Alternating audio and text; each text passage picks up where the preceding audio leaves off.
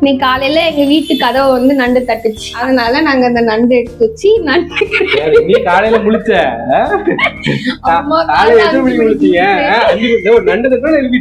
நண்டு கதவை வந்து உடச்சிட்டு உள்ள வந்துச்சு. அதை வந்து என்ன எழுப்பி விட்டுச்சு. அதனால நான் அதை வச்சு அதை தொந்தரவு பண்ணி இன்னைக்கு அந்த நண்டுக்கு வந்து நம்ம சமைச்சு சாப்பிட போறோம். அதுல வந்து 2 டேபிள் ஸ்பூன் எண்ணெய் ஊற்றணும். எண்ணெய் தான் 1 டேபிள் ஸ்பூன் சீரகம், 1 டேபிள் ஸ்பூன் சோம்பு, அப்புறம் பெப்பர் பவுடர் அது ஒரு 1/2 டேபிள் ஸ்பூன். இதுல வந்துட்டு 2 மிளகா, 1 கப் வெங்காயம், அதாவது ஒரு 2 வெங்காயம், பெரிய வெங்காயம். எந்த கப்பு? எங்க வீட்டுல இருந்த கப்பு.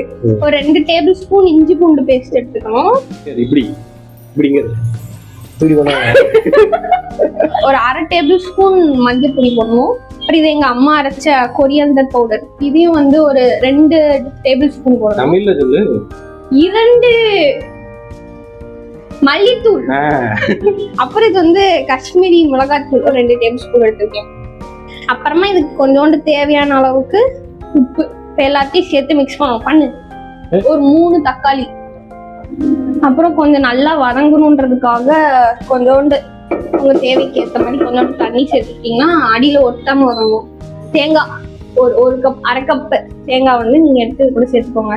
அவ்வளவுதான், நல்லா வதங்கிடுச்சா? நம்ம வந்து இதை வந்து நம்ம வந்து மிக்சியில போட்டு நல்லா அரைச்சி தண்ணி மாதிரி பேஸ்ட் மாதிரி நம்ம எடுத்து வச்சுக்கணும். அதே மாதிரி ஒரு 2 டேபிள் ஸ்பூன் எண்ணெய், சுத்தமான செக்குலாட்டின சுத்தமான நல்லெண்ணெய்.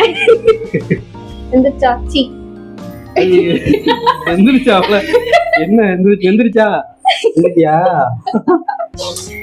வந்து கடுகு, 3 கிராம்பு, 3 ஏலக்காய். இந்த மசாலா எல்லாத்தையும் வடிச்சு அதுக்குள்ள சேர்த்துடணும். மசாலா வந்து அப்படியே கொஞ்ச நேரம் வைக்கணும். நீங்க அதுக்கு கொஞ்சம் தேவையான அளவுக்கு தண்ணி ஊற்றணும். என்னமோ வந்து நீங்க இந்த குழம்புக்குள்ள வந்து நெக்ஸ்ட் நீங்க நண்டு சேர்க்கணும். நண்டு வந்து அந்த மசாலாக்குள்ள முங்கணும். தேவையான அளவுக்கு உப்பையும் நீங்க எடுத்து அந்த அளவுக்கு நீங்க எல்லாத்தையும் போட்டு அமுக்கி நல்லா அப்படி முக்கி நீங்க மிக்ஸ் பண்ணணும். நல்லா மிக்ஸ் பண்ணி விட்டு நீங்க பெரிய நண்டா இருந்துச்சு அப்படின்னா அது வந்து ஒரு 15 நிமிஷமும், நீங்க மீடியம் சைஸ் சின்ன நண்டு, ரொம்ப சின்ன நண்டு அப்படின்னா ஒரு 6 நிமிஷம் போதும். மீடியம் சைஸ் அப்படின்னா ஒரு 8 நிமிஷம். அந்த மாதிரி நீங்க மூடி வச்சு இது கொஞ்ச நேரம் வேக வைக்கணும்.